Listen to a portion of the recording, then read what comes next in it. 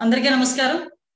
ఈరోజు జగన్ రెడ్డి పాలన పరిస్థితి చూస్తా ఉంటే మహిళలు అన్న వాళ్ళు బతికేదానికి కూడా లేని పరిస్థితి ఈరోజు మనకు కనిపిస్తుంది.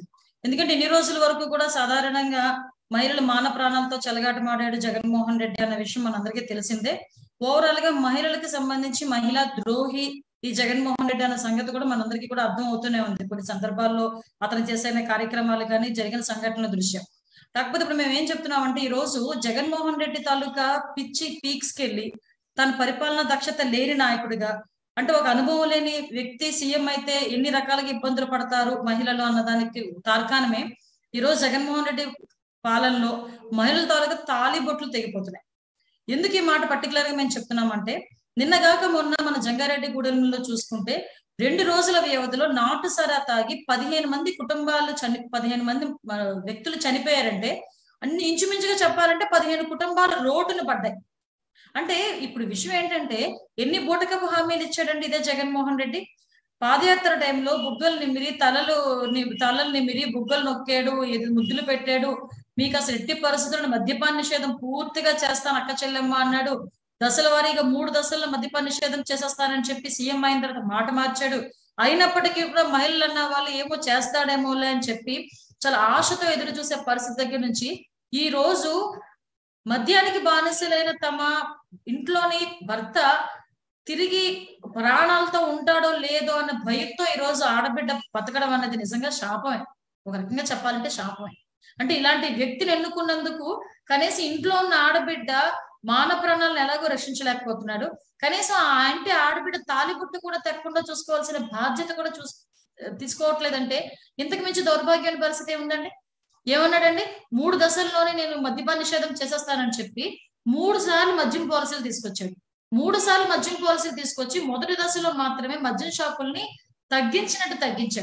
తగ్గించి మిగతా 2 దశల్లో కూడా ఎక్కడ కూడా మద్యం షాపులు ఎక్కడ కూడా తగ్గించలేదు.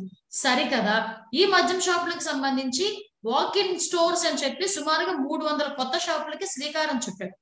అంటే ఇతనికి మద్యపాన నిషేధం చేసే ఉద్దేశం ఉందా లేదా? First point.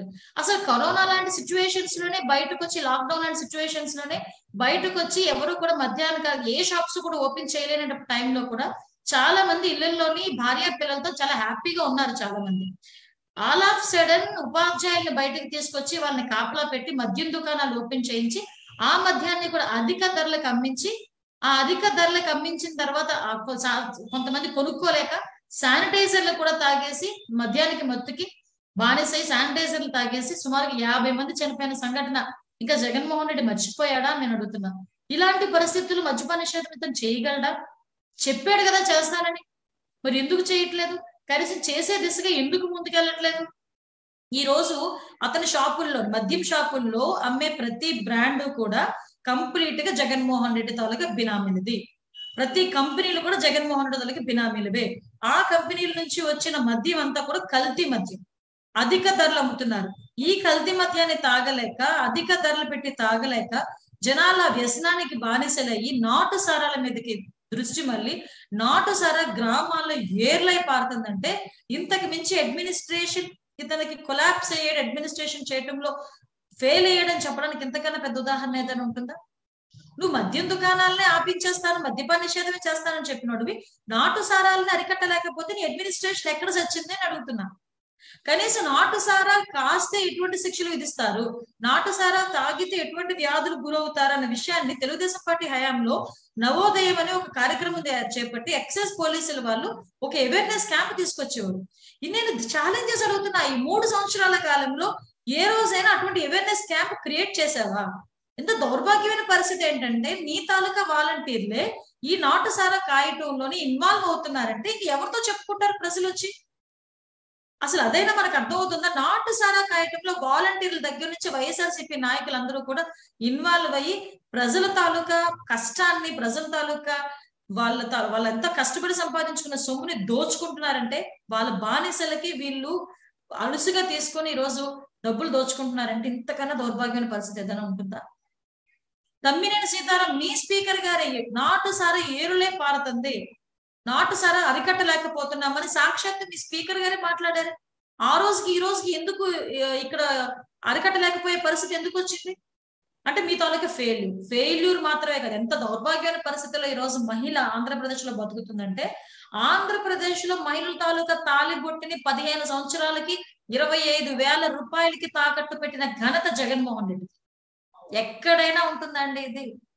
మద్యం షాపుల మీద వచ్చే డబ్బుల్ని 15 సంవత్సరాలకి తాకట్టు పెట్టి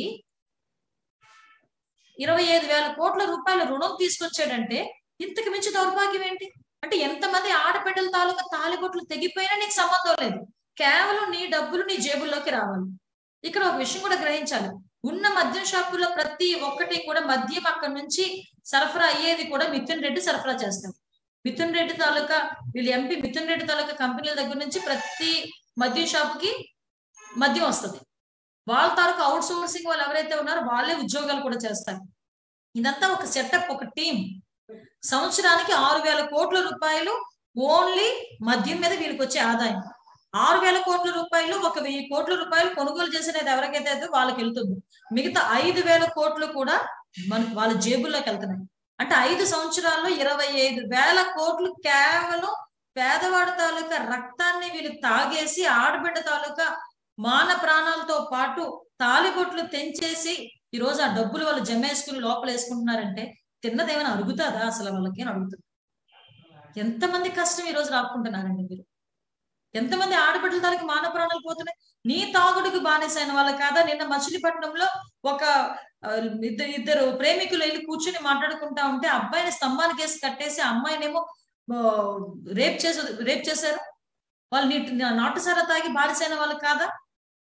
ఎంత ఈ నాటుసారాకి బానిస, ఈ గంజాయి పెరిగిపోయి డ్రగ్స్ పెరిగిపోయి వీళ్ళందరూ కూడా యథేచ్ఛగా కామాంధుల్లాగా నిజంగా రాబందుల్లాగా ఆడబిడ్డల మీద పడి వాళ్ళ మాన ప్రాణాలను చెరిపేస్తా ఉంటే ఇప్పటికీ కూడా సిగ్గురాని సీఎం ఎవడైనా ఉన్నాడంటే జగన్మోహన్ రెడ్డిని చూపించవచ్చు.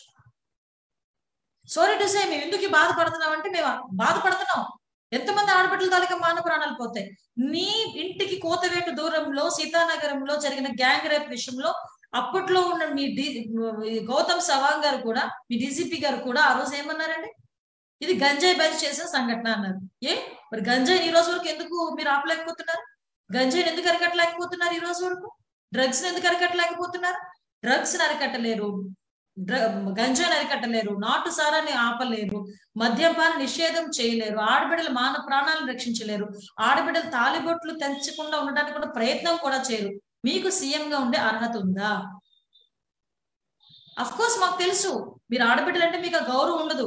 ఎందుకంటే మీ అమ్మగారిని చెల్లిని మీ ఇంకో చెల్లిని వాడుకొని పీఠం మీద కూర్చుని వాళ్ళకే దిక్కుమొక్కు లేకుండా ఉన్న పరిస్థితి నుంచి మాలాంటి వాళ్ళందరికీ కూడా ఇక్కడున్న ఆంధ్రప్రదేశ్ లో ఆడబిడ్డలకి న్యాయం జరుగుతుంది అనుకోవడం అవివేకమే.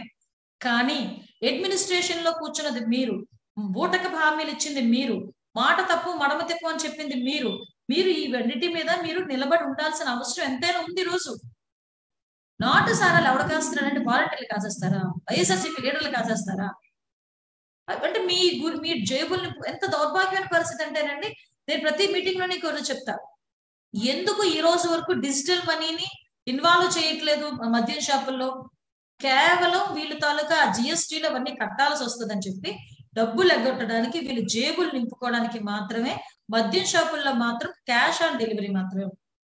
అంటే నేను ఒకటి చెప్తున్నాను, ఇక్కడ ఉన్న మహిళలు కూడా మనందరం కూడా అర్థం చేసుకోవాల్సిన అవసరం కూడా ఉంది. ఈ రోజు ఊటక హామీలు ఇచ్చాడు, నీ బుగ్గ నా బుగ్గ నొక్కాడు, తల్ల నిమిరాడు, ఓట్లేమని అడిగాడు, నిజంగా ఏదో చేస్తాడని చెప్పి నమ్మి ఓట్లేసి పడేశాం. ఈ రోజు మీ ఇంట్లోని ఆడబిడ్డకి రక్షణ లేకుండా పోయింది. నీ ఇంట్లో నీ భర్త బయటికి వెళ్ళి తాగేసి వస్తుంది, నాణ్యమైన తాగుతున్నాడు, తాగుడే బానిసైపోయి నువ్వేడుస్తా ఉంటే ఆ తాగుడికి బానిసయ్యి ఉంటాడో పోతాడో, ఏ రోగం వచ్చి చచ్చిపోతాడో అని బెంగ ఒకవైపు, ఒక పక్క ధరల పెరుగుదల, అంటే ఇన్ని రకాలైన సంఘర్షణతో ఒక ఆడబిడ్డ బతుకుతుందంటే ఇది నిజంగా శాపమే కదా జగన్మోహన్ రెడ్డికి. పురాణాల్లో చెప్తారు కదా, ఆడది కన్నీళ్లు పెట్టిన చోట ఆ రాజ్యం నిలబడదని. ఆ మాత్రం కామన్ సెన్స్ కనిపించట్లేదా జగన్మోహన్ రెడ్డికి? ఇంకా ఎంతమంది ప్రాణాలు బలి తీసుకుంటావు జగన్మోహన్ రెడ్డి? ఇప్పటికైనా నీ బలగంతో, ఇప్పటికైనా నీకున్న అధికార బలంతో ఆడపిల్లని రక్షించే ఏర్పాటు చేయి.